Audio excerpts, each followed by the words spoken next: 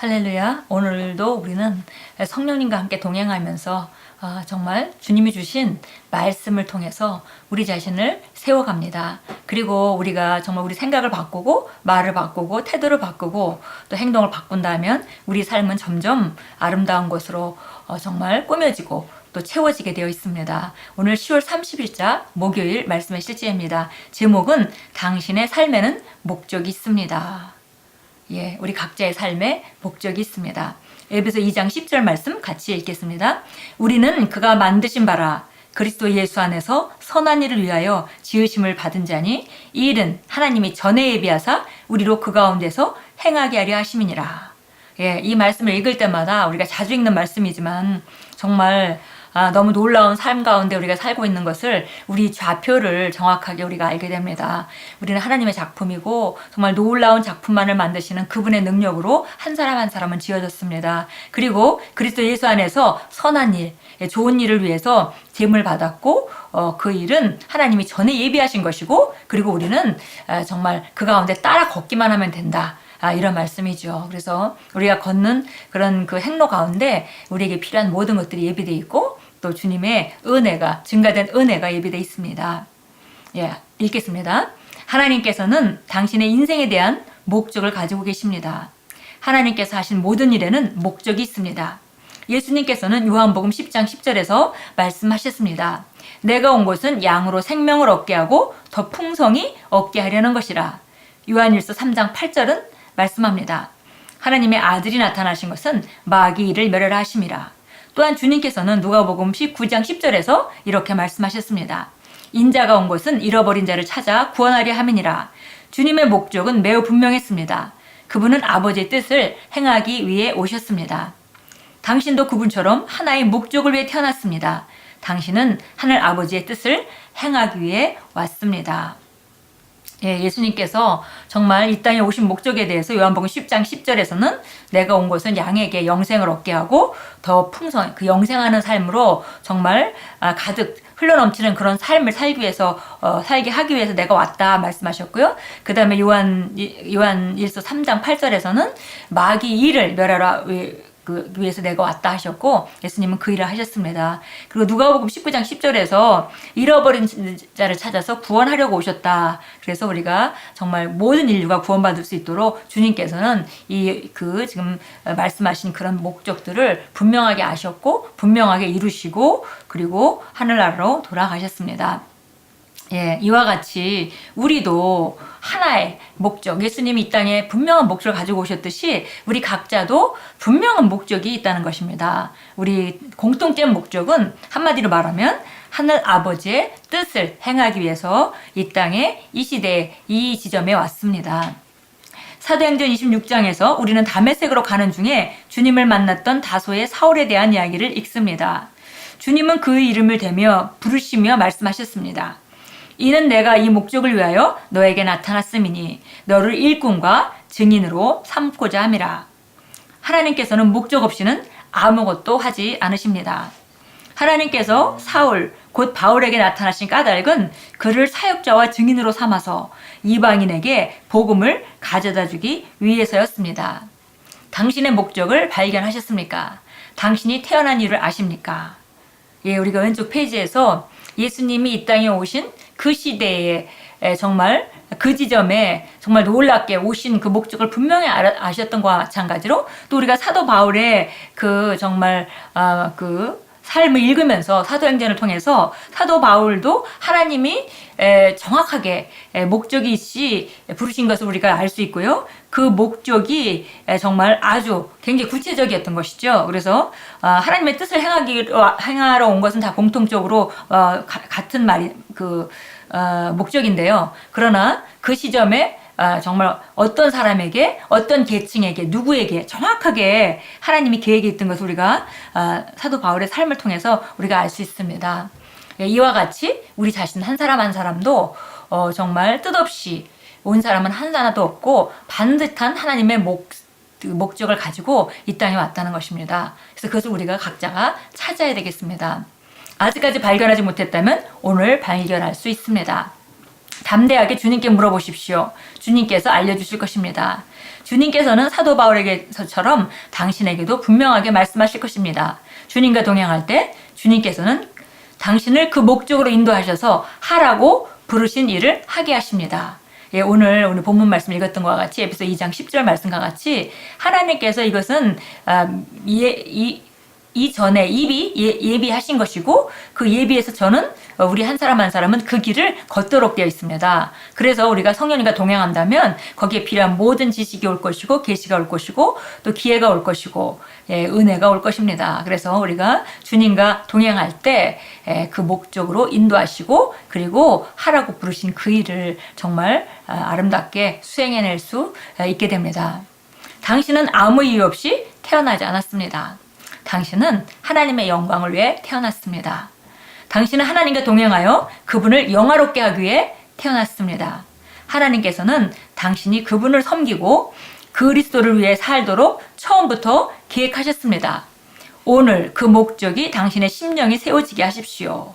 예, 우리가 다 목적이 있게 왔다는 것입니다. 예수님도 분명한 목적을 위해서 왔고 또 사도 바울도 분명한 목적을 가지고 왔고 그 일을 잘 수행했습니다. 이제는 이 땅에 살아있는 저와 여러분의 시간입니다. 그래서 우리 각자는 정말 정확하게 목적이 있게 왔습니다. 그 목적은 하나님의 영광을 위해서 태어난 것이고요. 또 하나님과 동행해서 그분을 영화롭게 하는 것을 위해서 우리가 태어났습니다. 하늘 아버지의 뜻을 행하기 위해서 왔습니다. 이것은 그분을 섬기고 그리스도를 위해 살도록 처음부터 계획되었고 우리가 이제 거듭났기 때문에 아직까지 이런 결단이 아직 구체적으로 방향을 정확하게 정말 잡는 그런 결단을 하지 않았다면 오늘 이 말씀을 통해서 우리가 우리 인생의 방향을 정확하게 잡을 수 있는 좋은 기회입니다.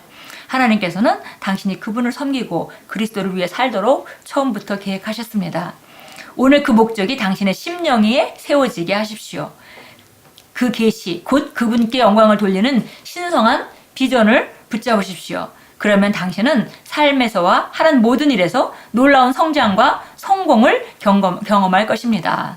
예, 많은 경우에 사람들은 지금 내가 가지고 있는 이 문제를 해결하면 그러면 내가 정말 좋은 삶을 살면서 하나님께 영광 돌리겠다라는 그런 그 접근을 많이 합니다. 그러나 우리가 성경에서는 오히려 반대로 우리가 목적을 바로 세운다면은 삶에 있는 모든 필요에 대해서 하나님께서 공급해 주신다고 성경이 분명하게 말하고 있습니다. 하나님 나라와 그 의를 먼저 구하라. 그리하면 내게 필요한 모든 것을 더하여 주시리라 라고 성경은 말하고 있습니다.